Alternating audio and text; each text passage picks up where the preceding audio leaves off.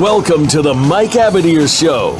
You'll want to sit tight this hour as host Mike Abadir and co-host Gino Bacola talk to the experts, celebrities, and figures from the worlds of sports and business of sports. We cover the NFL, baseball, basketball, soccer, and horse racing, so we have all of the bases covered. Now, we just need your participation. Here is your host, Mike Abadir. Welcome to the NBA edition, playoff-wise, of the Mike Abadir Show. We're going to be talking some basketball, some horse racing, and MLB first 2 weeks of the season, surprises, big hitters, etc. But let me first say, one of my favorite things about this show and doing this show has been, we've been very fortunate to have some great guests along the way.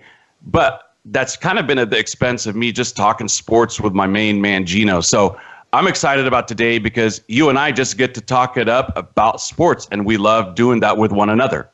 Yeah, that's what's great about the show is that we wanted it from day one, and we want the feedback from all of you out there listening. So we'd love to hear just positives, negatives. I think our guests are great, but as you mentioned, we haven't had an opportunity ourselves to really sink our teeth and do a lot of stuff. So this is a perfect time, kind of an in-between week. There's a lot going on in sports. You and I can dive into a couple different topics, and then we'll welcome back some of our excellent guests over the next few weeks to continue to dive into the NBA playoffs, the NHL playoffs, the NFL draft's going to be coming up. We have the Kentucky Derby coming up in just about a month. So lots going on. And as you mentioned today, fun topics. We got the NBA playoffs. We got the first couple weeks where we can do that crazy overreaction thing, Mike, where we talk way too seriously about what's been going on for like 12 games in baseball. And then we'll talk a little bit of horse racing and what we saw in the preps and kind of who's in the Derby next week. So we might as well just get right on into it with the NBA playoffs. And I know you're not quite as big of an NBA fan, and I know a lot of people kind of have the tone that you have because, let's be honest, the last 5 years or so, it's been pretty chalky overall. For the most part, we almost know what we're going to get, and it's going to be LeBron in the finals against the Warriors, right? For the most part, that's what it's been. Yeah, let me tell you. So last night, Gino and I were talking on the phone, as we always do. And I made the comment that I thought that the NBA playoffs lacked intrigue. Now, I want to maybe correct something that I did say, which is this.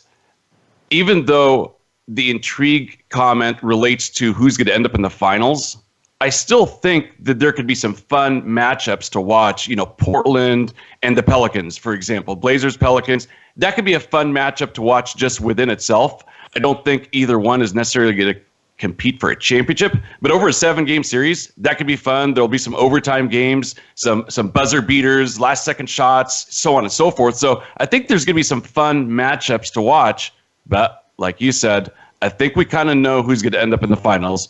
And we could break it down and see where you end up and where I end up.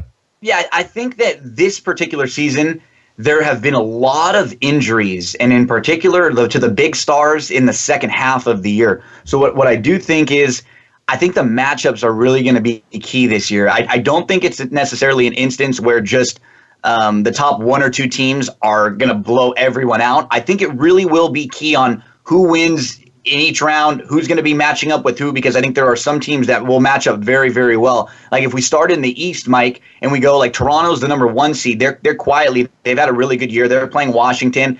I don't think Washington, all that I've heard, not good stuff about John Wall, Marcin Gortat's kind of talking about your star publicly. I think this is kind of Toronto's year, because in a year where there are a lot of injuries, there are a lot of players just coming back from big injuries, question marks. They've been a pretty solid 1 seed all the way through. They won 59 games this year. So I like Toronto in this first round. I think they're going to get through Washington pretty quickly. I don't see much of an upset opportunity in here. But I will mention Washington has won the last 3 times they made the playoffs. They've won their first round matchup. So they do have a little bit of playoff experience. Agreed. Toronto takes this. I don't think there's a lot to necessarily dive into this one on, because like you said, I agree with you. Wall just has not been a clutch playoff performer. He's not like a winner. yet. No, He's flashy and he can he can score, he can lead your team, but I don't know if the guys around really like him from what I've heard, and it didn't seem like Gortat and Beal and them get along. Boston Milwaukee is the second matchup there in the East, and poor Boston. I mean, it just shows you what coaching and what a really good coach can do. They've basically missing their best two players most of the year. Kyrie's been hurt late, and we saw Hayward go down early on. What's interesting about this matchup is that Milwaukee will probably have the best player on the court every night in Giannis, but is Giannis going to be good enough to carry them against a very well-coached Boston team? I actually think Milwaukee can upset Boston because I just don't like the way they're kind of limping into the playoffs. I'll tell you what, Boston is so well-coached, like you said, and here's the funny thing. Even though they've had those injuries, and Kyrie hasn't been in the lineup in, over a month, right? Yeah. I mean, something like that. So they still ended up with 55 wins, which is good for fourth most in the NBA. And they've got a great home court advantage. They do real well at home. They did pretty well against the conference. Second best conference record, I believe. Actually, it might be like third best. But nonetheless, I don't see Milwaukee winning because that Celtic mystique come playoff time. They'll still find a way to win this round. So Boston for Mikey, and I'll go with Milwaukee. Philly, Miami. This is kind of a fun one because these are two completely unproven teams. You have Miami, who doesn't really have a big star. They have Whiteside, they have Dragic, but they're another really, really well-coached team. Spoelstra is an excellent coach. Then you have Philly, who's the young, up-and-coming team. Embiid, he's wearing the mask now. They said they don't think he'll be back for game one. He's working out on that mask. Ben Simmons is incredible. Young up-and-comers. But against another well-coached team, Philly is the number 3 seed. Philly, Miami in here. I just think Philly's a little too talented. I don't think they'll be able to stop Embiid if he plays. And I like the fact that in the playoffs, no back-to-backs. You get days in between to rest. So I'm going to go with the young upstarts here with Philly. Philadelphia's won 16 in a row to wrap up the regular season with an ultra-hot streak. Really good momentum going into the playoffs. They're feeling really good about themselves. Miami's well-coached. Miami in an upset in 6. Yeah, you really got to give it up to Philly no matter what, even if they don't get through this. This one wouldn't shock me, Mike. I'm really with. They are so well coached and they are disciplined. They play good defense. The last 5 years, Philly, they were 19-63, 18-64, 10-72, 28-54. And then they jump all the way to 50-32. So I guess you really do got to trust the process. That they really did a great job. Yep, the Astros of basketball, right? I mean, they use just like the Astros picks wisely. Yep, they used their picks wisely and built this program from the bottom up. Probably tanked a few years to the dismay of their fan base and the patience of their fan base and maybe the NBA league offices themselves. But hey, it worked. And it worked really, really well, despite maybe even having some injuries to some of their young prospects. And they've really put it together. I'm pretty impressed. But just like the Astros, I think you kind of need to have some of that playoff seasoning before you take that next step. You got to have that 1 year where you get beat up a little bit, where you get kind of bullied by a team that's been around there, and you got to learn the ropes a little. And honestly, we talked to Joe, who won who came on with us about a month ago when he won our NFL playoff pool pick'em. What a time to be living in Philly, right? I mean, big time. You got the Eagles win the Super Bowl, Nova with another NCAA championship. You have this Philly team because not only are they good and better than you thought, but they're young. So you've got hope with this team. And then even the Phillies, people were giving Kapler a lot of crap early on, but they've won a few games in a row now. They're back over 500, and like we've always noticed, winning cures everything. So people are going to complain about Kapler and some of his over-analytic stuff when they're losing, but when they're winning, nobody's going to complain. So great time to be a Philly sports fan right now. No doubt. Let's go. A lot of good young talent on all their teams. So all of them. Good So a lot for Philadelphia. of upside. Lots to root for if you're in Philly. And then to close things out in the East, Cleveland, Indiana. I think this is another situation where I think Indy's just happy to be here. They had an unbelievable year after the Paul George trade. I just don't think they're strong enough. I don't know who's going to be able to stop LeBron there. And for me, it's really going to be hard to beat. It's hard to play or to bet against Cleveland until you see somebody beat them and knock them out of the East and kind of get in their way of getting to the finals. So I think it's LeBron really until somebody takes it from him. I can't go against Cleveland in this one at least. Was pretty surprised to look at the final standings and see that Cleveland had 50 wins and Indiana had 48. I was like, 2 games separated the Cavs and the Pacers. Very surprising to me. However, it's not going to be as close as their final records indicated. Cleveland's going to win this thing. You're not going to be able to beat LeBron in a 7-game series. No way, no how, especially if you're the Pacers. Cleveland takes this in 5.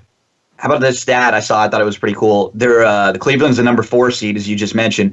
Only 2 teams ever seeded 4th or lower have won the NBA title, the 69 Celtics and the 95 Rockets. So just don't see a lot of teams who aren't in that top 3 that end up winning, mainly because when you have these series and a team like Cleveland is going to have to go on the road now 3 times in order to win the NBA Finals, that's a little bit taxing when you have to play many games on the road like that. But when you have LeBron, it's a little bit different. As we shift over to the West, top-heavy West with Houston and Golden State, probably the 2 best teams in the league.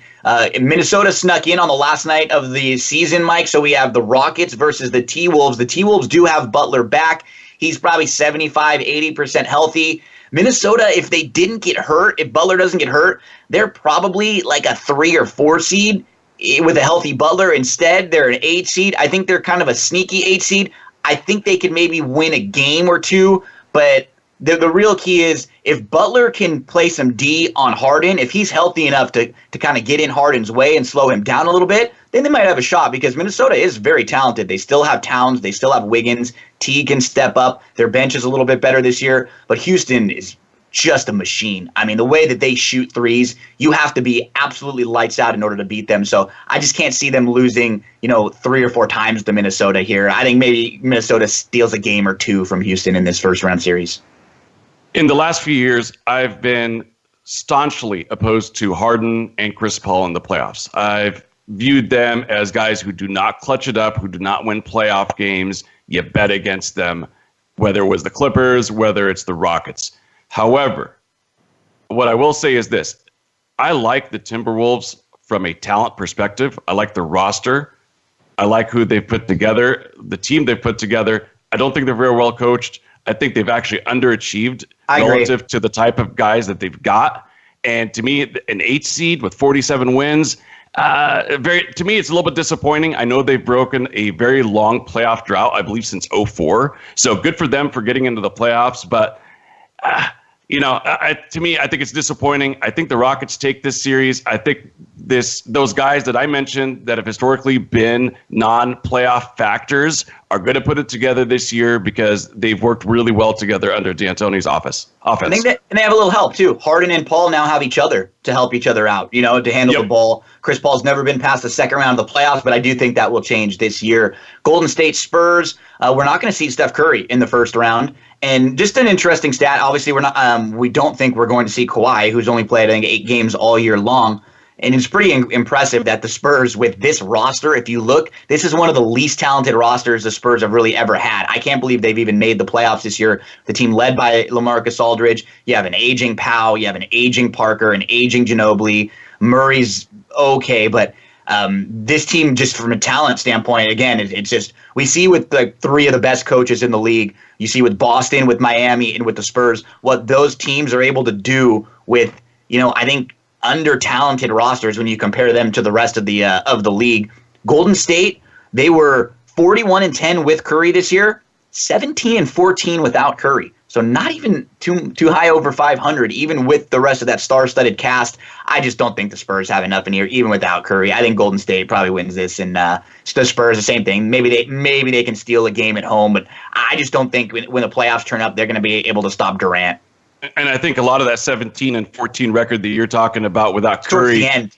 I think a lot of those losses came towards the end. Yeah, they did. Right? A lot of them did come towards the end. That's a good point. Yeah, they struggled down the stretch because they were locked into that 2 spot. They didn't need to go up or down, and it didn't really make sense to play a lot. But they just seem like a different team, obviously, without kind of their heart and soul. So I think for them to get deep into the playoffs, they're going to need a solid Curry to be back in that second round. As we move down to the bottom half of the West, we had Portland, New Orleans. This is a matchup you mentioned. I agree. Really fun on paper, right? Because you get one of the best players in the league in Anthony Davis, who's been carrying his team since Boogie went down. Then you get 2 guards who can light it up in Lillard and McCollum. And I think, a hot Portland team, they could beat maybe a Golden State or Houston just in a matchup if they get hot and outshoot them. So they're kind of interesting if they can get through this first round series. But I don't know, Mikey, when you have the best player on the court sometimes, like who's going to stop Davis? Can Nurkic stop him? I don't know. It's tough to play at Portland, though. So this, to me, is probably the most fun of the early series. I really do think this one could go either way, but I would slightly lean to Portland.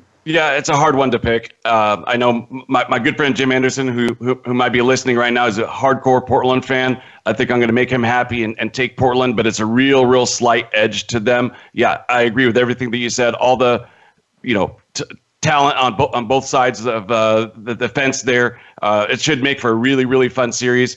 Ultimately, I think Portland is just so good at home, especially when it comes to playoff time. They usually really overachieve a little bit. Yeah, they usually overachieve a little bit. I know the Pelicans finished strong. I think they won their last 5 in a row. But Portland takes this one. And I'll tell you one thing. I totally agree with you about them potentially giving Golden State fits. In fact, I would say if the first round matchup was Warriors without Curry and Portland would win that hands down. I might pick Portland too. I would. That would be a series that I would bet. Just from a shooting standpoint, they could go up and down with them, and you don't, because like when you have these really good guards, very few people can defend them, no matter who you are. But the defense you have to have is being able to go at them. So when you're playing against a guy like Lillard, and he's going to score 30, you may not be able to stop him, but you've got to offensively be able to make him work a little bit on the defensive end. And if they don't have Curry there, he's going to be able to do whatever he wants and really have his way. So I'm with you. Final matchup in the West, OKC versus Utah.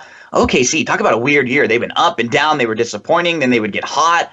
Defensively, we know they're good. But this could be a frustrating matchup for them because Utah is incredible defensively. They've got the Stifle Tower there with Rudy Gobert. And then, they have a rookie who averaged 20 points a game. He's only the third rookie guard in the last 25 years to average 20 points a game, and Donovan Mitchell. He is a stud. He could get hot.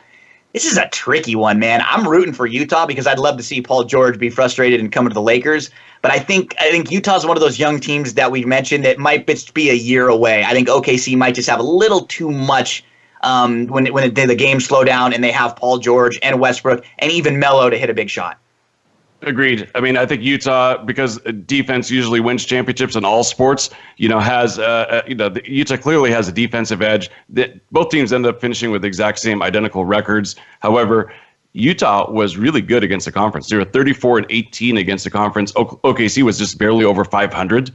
With that said, I think because Westbrook has achieved all these statistical, accolades and accomplishments, etc., I think it would be a disaster if he goes out in the first round. I think he'll will it to happen. They'll get past the first round and not much further. And so then, moving forward, who do you like? Who are you going to hitch your wagon to? We got 2 or 3 minutes before we go to a commercial break here. So now we started in the East. Where do you lie in the East? Cavs. Until you dethrone LeBron, Cavs are a shoo-in. He's in every finals. That's just the way it works. Yeah. So until you dethrone him, until there's a team that's got the cojones to take him down, it's LeBron in the East, and to me, the Rockets in the West. You know what? I wanted to disagree with you. We were talking even last night, and then once the matchups were set, that's when I kind of had to change because the way the matchups are in the East, I don't like it for Toronto very well. They got to play Washington in the first round, who I think they could beat, but then you got to play Cleveland in the second round. So if I would like it for Toronto much more having to play Cleveland at home in the Eastern Conference Finals after Cleveland would have already had to go on the road and play either Philly or Boston. They would have been a little more tired in other series. Now they scare me a lot. So I think Cleveland could get through and beat Toronto, and then I think Philly's going to be Boston or Milwaukee. I think it's going to be Philly-Cleveland. I really do in the Eastern Conference Finals. And how fun is that going to be where we have like LeBron versus the upstarts, where you have LeBron versus a Simmons and an Embiid? That would be really, really fun. And then we'd either have, the old guard in LeBron or the new young up-and-comers heading to the finals. And then the fixture against the future. That would be awesome. And then on the other side, you like the Rockets.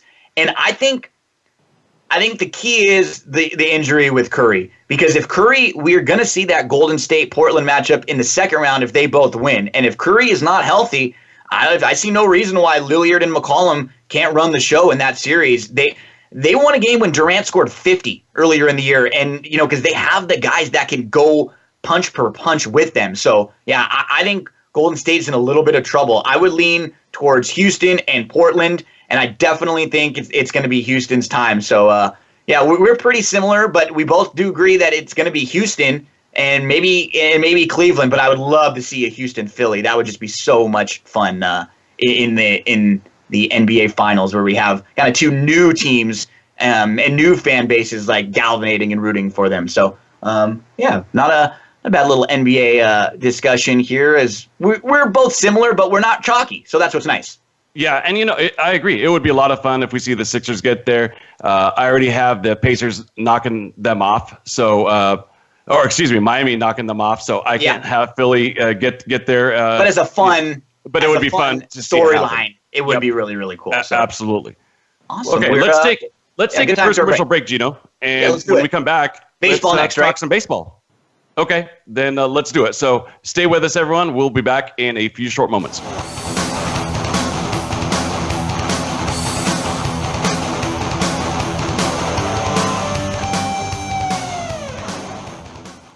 Think you've seen everything there is to see in online television? Let us surprise you. Visit voiceamerica.tv today for sports, health, business, and more on demand 24/7.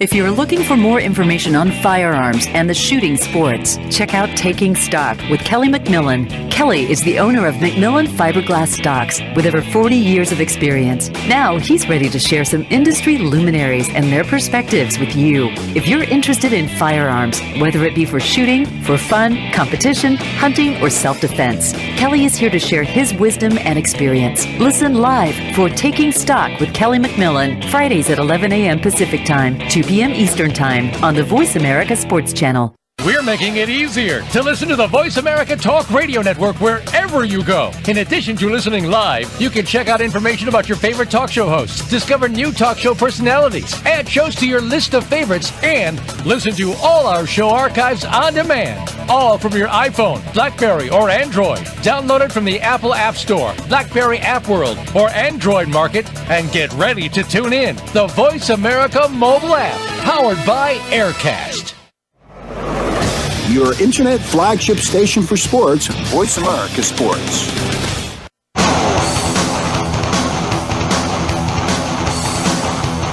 This is the Mike Abadir Show. If you want to call in today, we can be reached at 1-888-346-9144. That's 1-888-346-9144. Or send an email to mike@themikeabadirshow.com. Now, back to this week's program. You gotta be honest, there ain't too many shows out there where you're gonna transition from basketball into baseball, and then you're gonna close with some horse racing. You may get a little basketball and baseball out there mainstream, but you're not gonna get the horse racing, Olympic interviews, how about wrestling previews that we've done in the past, college basketball, you name it. We're going to talk about it here on the Mike Abadir Show as we shift into baseball. Are you ready for super early overreaction time in the MLB? Because we're only like 12, 13 games in for everyone, but let's freak out and let's go overboard and tell everyone who's already going to win the World Series. And you know what? That would be a very difficult task anyways, because you've got some teams that are going to come through, the Dodgers and others who have maybe gotten off to lackluster starts, but there's some new shooters that look like they may have some staying power. So let's talk through it. Let's start with your team. How about we start right up top on the American League East, with one of the sexier divisions, obviously. Tampa struggling, Baltimore struggling. No surprises there. The Yankees, they got off to kind of a slow start, I think mainly because Stanton's been struggling a little bit, 235, 3 home runs. How about 23 strikeouts, though, in 12 games? He had an 0 for 5 game where he was getting booed by the Yanks fans. Pretty good start for Toronto. But your Sox, Mikey, excellent start. They're 9-2. Hanley's ripping the ball. Betts, Bogarts are both ripping the ball. Give us the early info on the Sox, how they've been in the first 11, 12 games. Great pitching so far and timely hitting. Last year's hitting coach was Chili Davis, and he preaches a very patient approach. I like Chili Davis as a hitting coach, but what happened was they were so patient last year that they ended up finishing dead last in home runs because they drew so many walks and had so many singles. And so they weren't aggressive enough. They were not aggressive enough. And this year they've got Tim Hires, who you probably know as a former assistant hitting coach for the Dodgers in the last couple of years. And he's been very aggressive with his philosophy about early in the count, look for your fastball, drive it. And that's what's happening right now. Interesting stat for you. Mookie Betts has not swung and missed. He has not missed on a fastball in 2018.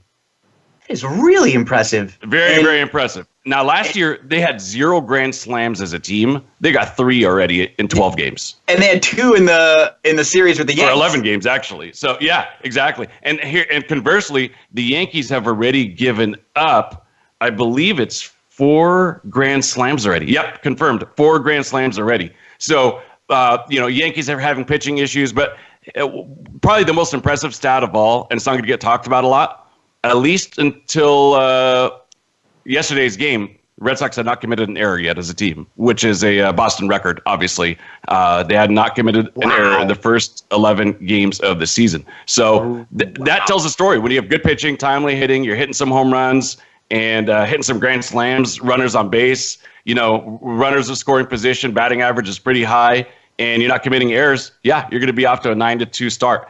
Interesting, though, about Stanton, he has 2 5K games so far. 2 5K games so far. Yeah. Yep. And let me tell you this.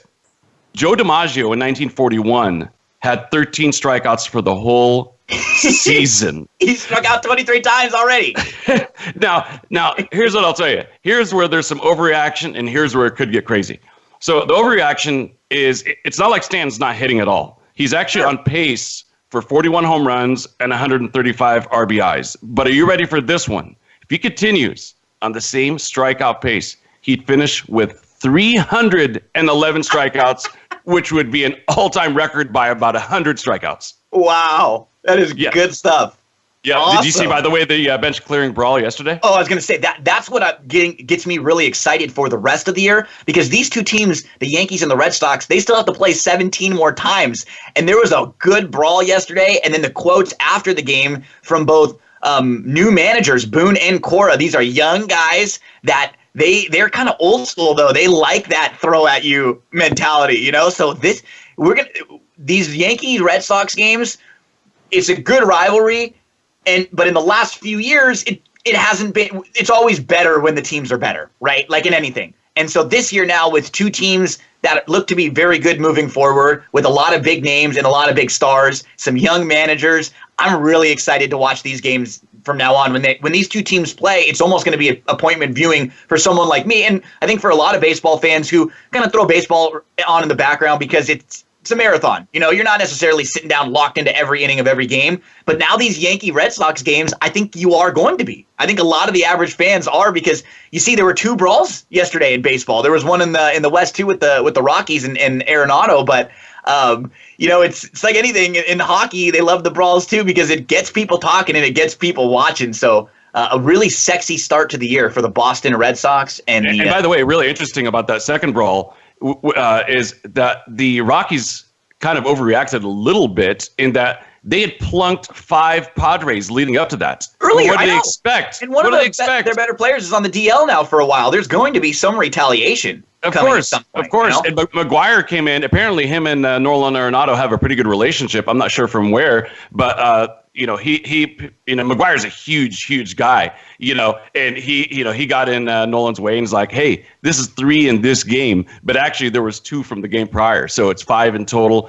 Really quickly, I want to mention when you're talking about Boone and Cora, the interesting thing going into this series was exactly that. I was like, is there going to be some flair? Is there going to be some, dynamite with this matchup? Because both managers are kind of calm, cool, and collected. Boone seems like a really nice guy. Cora's a really nice guy. I'm like, is this going to be the soft version of the team? Is this the rivalry where after the game, Betts and Judge are hugging it out and that type of thing? Nope. So I love it.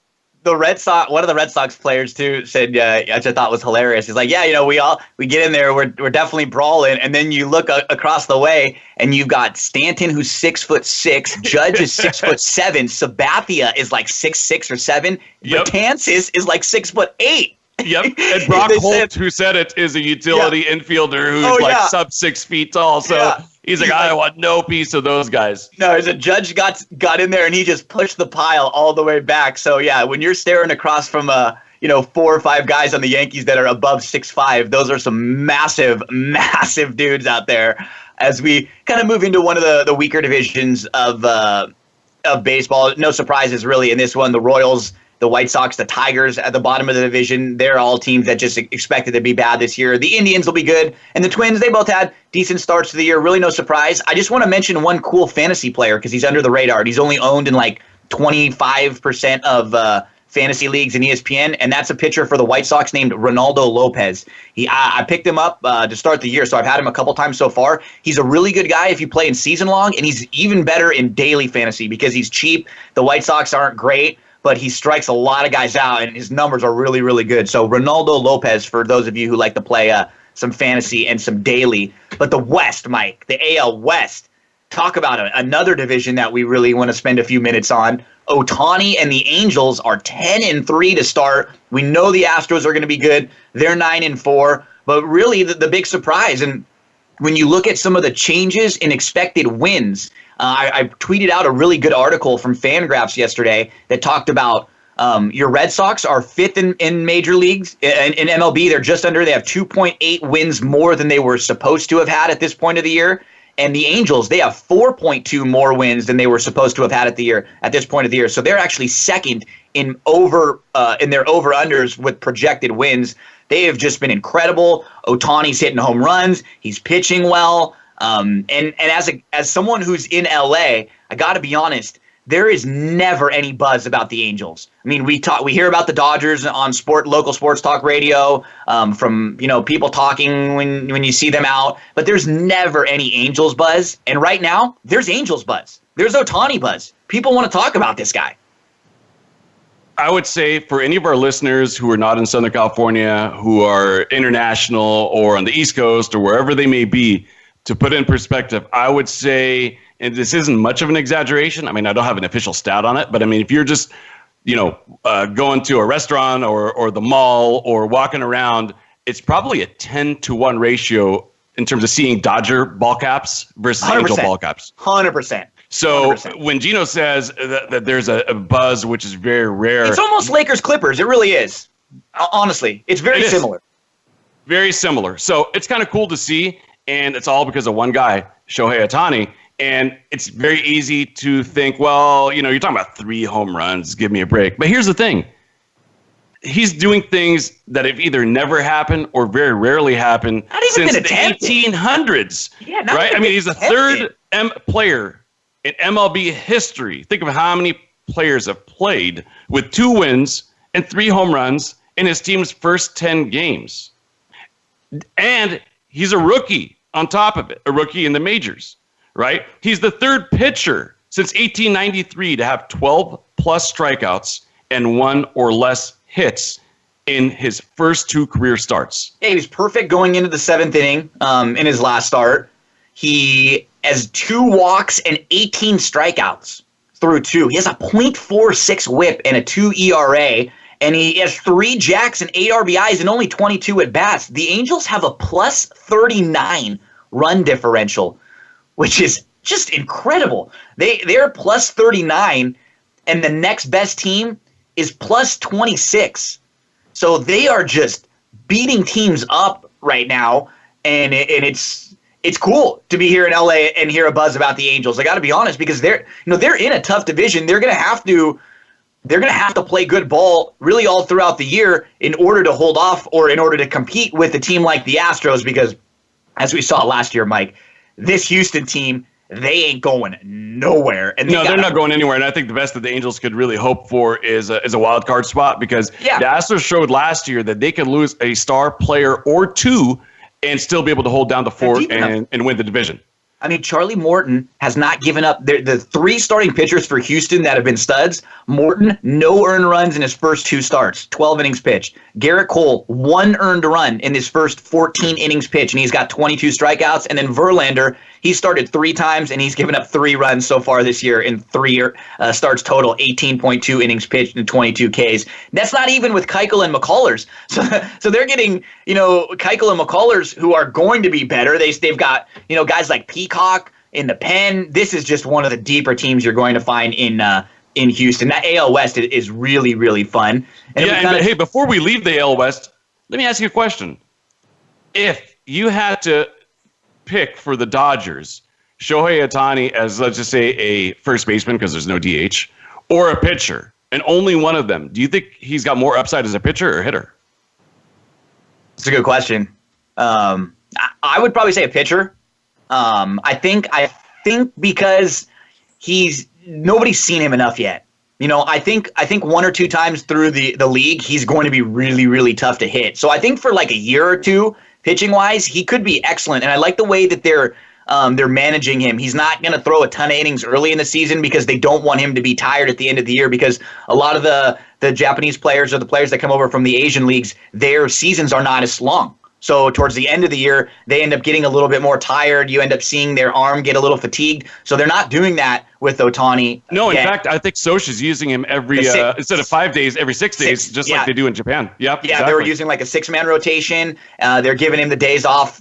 He doesn't DH the day before he pitches too. So they're really managing him, man, really, really well. And the Angels, quietly, they made some good moves towards the end of last year into this year too. The key for them is going to be the rest of their pitching staff. They need Richards to be at least like a number 2 type, because if he's good, they'll be okay. They have Upton, who's I think one of the better, quieter stars in all of baseball. Kinsler will be back pretty soon too. So yeah, that's going to be a fun Western division to keep an eye on there. Yeah, it really is. And by the way, there's nowhere where the early season hype has been more felt, by the way, than the memorabilia market. I don't know if you've seen this or not, but towards the end of spring training, you could have got a Shohei Ohtani Topps red. Oh, yes, I did see this. Autographed rookie card. Yeah, so you could have got, like, towards the end of spring training when he was, .043 batting average and getting lit up on the mound, you could have got his baseball card for about $1,500. Yesterday, or maybe it was the day before, it sold for $6,725. It's more than quadrupled in just 12 games. 12 games. I mean, it's unbelievable. So there's nowhere where the overreaction is felt more than in the memorabilia market. It will be interesting to see where that card ends up if he hits a few more bombs and pitches a couple more shutouts.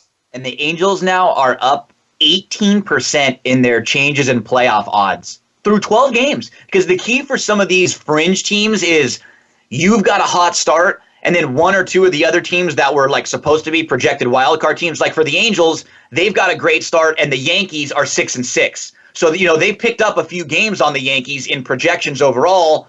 So right there, the Angels are sitting great, and that's the kind of a key for a team like the Mets as we move on to the NL East. The Mets are 10-1 right now. They swept the Nationals. Their playoff odds are up 24%, mainly because of that. They swept the Nationals, so they have a couple extra wins over a team in their division. And then they look at teams like the Rockies, the Cardinals, and the Phillies, who were kind of supposed to be fringe wildcard teams, and the Mets are doing way better than them through the first 11 or 12 games. So they have a plus 4.5 in their expected wins so through the year so far. And when you have DeGrom and Syndergaard at the top of your rotation, your 1 and 2 is as good as any team's 1 and 2. I mean, I would put them up there with when they're on their A game with Strasburg and Scherzer. Right there with any 1 and 2. The problem is once you get behind them, are they deep enough to last? Are you going to continue to get contributions from guys like Adrian Gonzalez, Todd Frazier? He struggles. I mean, he's been a little bit timely with this hitting. I can see the Mets as a wild card team. I just think that Washington's too good. I think Philly is going to actually start to play a little bit better. So I think they're going to come back to the world a little bit here. The Mets are soon. Yeah, they'll probably come back to the world a little bit, but they're in the NL East, and you got Miami, 17, 18 times a year. The Braves and the Phillies, who've got some nice young talent. The Atlanta Braves are definitely overperforming based on expectations. They're 7-5, have a 26-run differential, so they're playing some pretty good baseball early on. But as things level out, you're still going to rack up a lot of wins against the Braves, Phillies, and Marlins, and that's probably to the dismay of all the NL West teams, because the NL West, with Arizona and Colorado and San Francisco and the Dodgers, you would almost want to file a protest like, hey, how can the wild card come out of the NL East? That's kind of BS, but that's probably where it's going to end up, but we'll get to the West in a moment. Let's take our next commercial break and then continue with the rest of the East, NL Central, and NL West. Stay tight. We'll be back in a couple of short moments.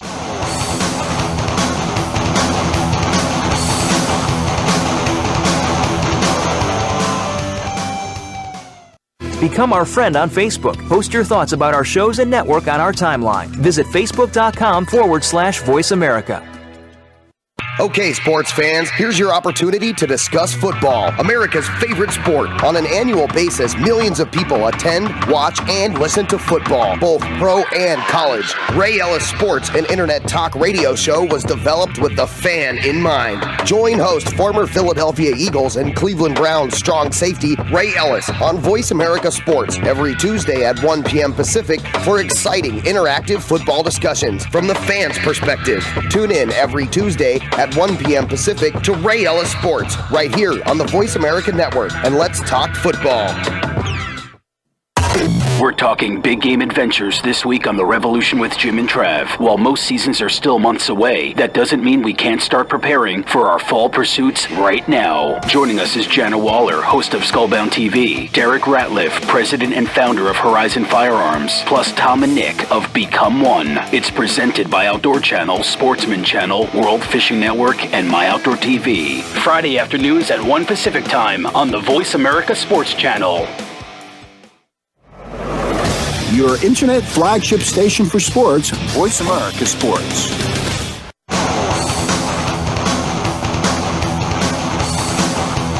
This is the Mike Abadir Show. If you want to call in today, we can be reached at 1-888-346-9144.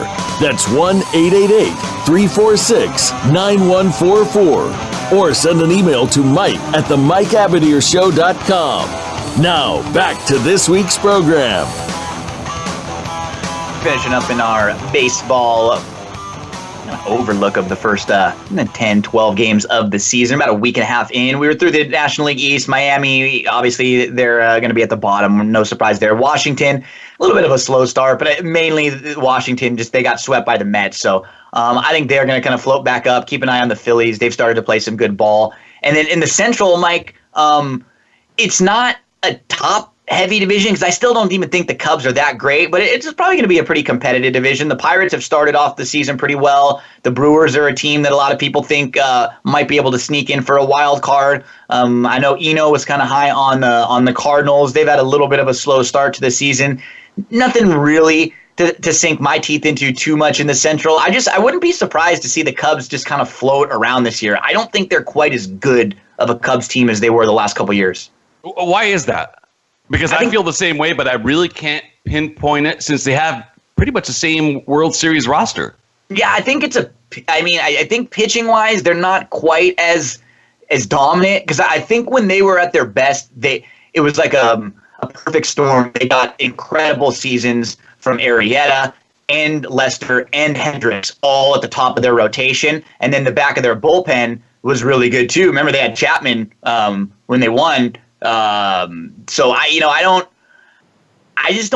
think some of those key pieces aren't there anymore. And for me, that's the key. I think this was a team that was deep and that was very well rounded, and they're just not quite as deep. Their pen isn't quite as scary. Their rotation isn't quite as scary all the way through. And even like Chris Bryant kind of came back to life a little bit last year. I think everybody seemed to peak in that 1 year. I think they're going to be a perennial playoff team, but I just don't.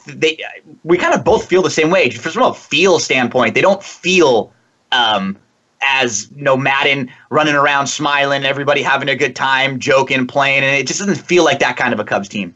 No, it doesn't. And even though all those hitters are young and in theory really shouldn't have peaked yet or plateaued yet, even, they should still be on the upside and on the improve. Yeah, I agree with you. I think it's probably more so on the pitching side. But ironically enough, they've given up the least runs in the NL outside of the Mets. And interestingly enough, the Pittsburgh Pirates have scored 14 more runs than the Cubs. Who would have thunk it? How about this? The Pirates have scored 31 more runs than the Dodgers. Unbelievable.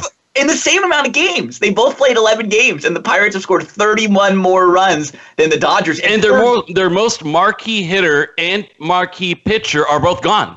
They're gone. McCutchen and Cole. Yeah, they're stars. Their stars are gone. A lot of people thought Pittsburgh was one of those teams that was trying to tank this year, to get rid of all of their assets and their stars, play a lot of the young guys, and then hope to get some draft picks for the future. And they're playing very well early on right now. 71 run score. That's unbelievable in 11 games for the Pirates. And as we talked about, two of the teams that were struggling out west, at the top of the Western Division, is the Diamondbacks. And the Diamondbacks have been winning. Well, what's funny is they're winning, and you look at their stats and up and down their lineup, because I think you have Goldschmidt in fantasy, and he's been struggling. You look up and down, they haven't been hitting the ball necessarily that great, but pitching-wise, they've been pretty good, and Patrick Corbin's actually been excellent. So the Diamondbacks are 9-3. They swept the Dodgers, who are 4-7 right now. So you got to and that's, by the way, with Greinke he's not even dealing yet. I mean, he's had a couple iffy outings.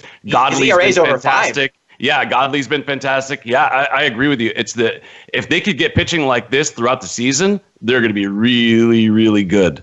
And they're one of the teams that have the biggest change in playoff odds. They're up 19% because they were projected to be a wild card team. And, you look at the Brewers, the Cardinals, and the Phillies, the other teams that were kind of projected to be wild card teams. Arizona's had a much quicker start, and they've picked up a couple games on them.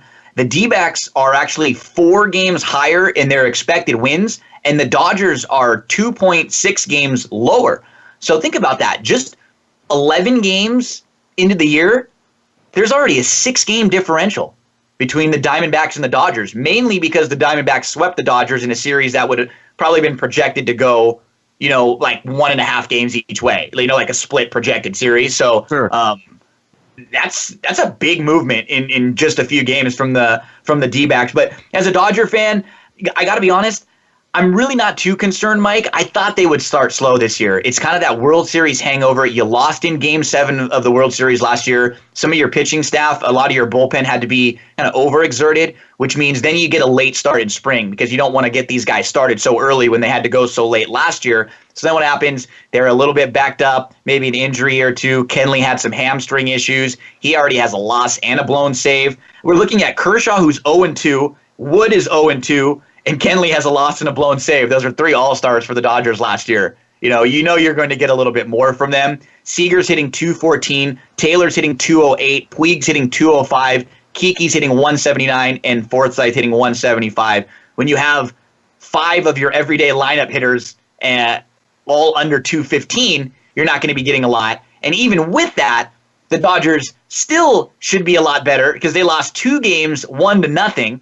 and they lost 2 games where they took the lead in extra innings and then lost in the back end of the inning. So even at the 4-7 record, even with all the struggles, this is a team that could very easily be, 7-4, and nobody would be worried. So we'll check back in with the Dodgers in a week or two. Hopefully the bats will start to come together. And I think when Turner comes back, he's the heart and soul of this team. I think that'll be a real pick-me-up for the rest of the squad.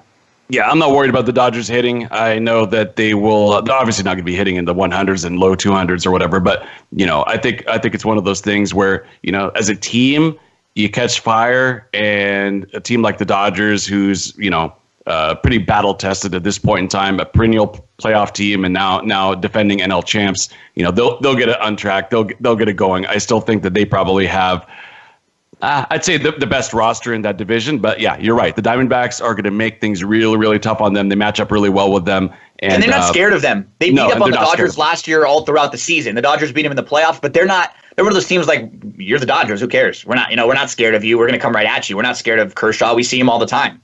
We'll dig in and let it rip against him. So, as a Dodger fan, I'm on the opposite end of the spectrum as you, as a Red Sox fan, the first few weeks, but I'm not too concerned. And this is kind of fun. We can do maybe one of these every like once a month, or if there's been some movement, and kind of check back in, see what some of the hot stories are going on in baseball. I've really enjoyed it. I always love talking baseball early in the year, but there's still a lot of intriguing storylines. And the cool thing about baseball is every year, whether it's on a winning team or a losing team, there's always something interesting, whether it would be a rookie that's really performing well for a last place team, or a team that's gelling, or hopefully brawls, some more fights to talk about. Brawls or something. Exactly. So for me, I'm a hardcore baseball junkie, so I can't get enough of it. And I love talking baseball because, let's face it, I don't want to say it's lost momentum. I would actually say it's the opposite. I think it lost momentum for a while, but I think it's starting to pick back up again. I'm very bullish on baseball. Yep. It's young now. The last couple of years, baseball is young. I think they're starting to do a better job of marketing their stars. That was always a problem with baseball, too. They didn't really promote their stars a lot.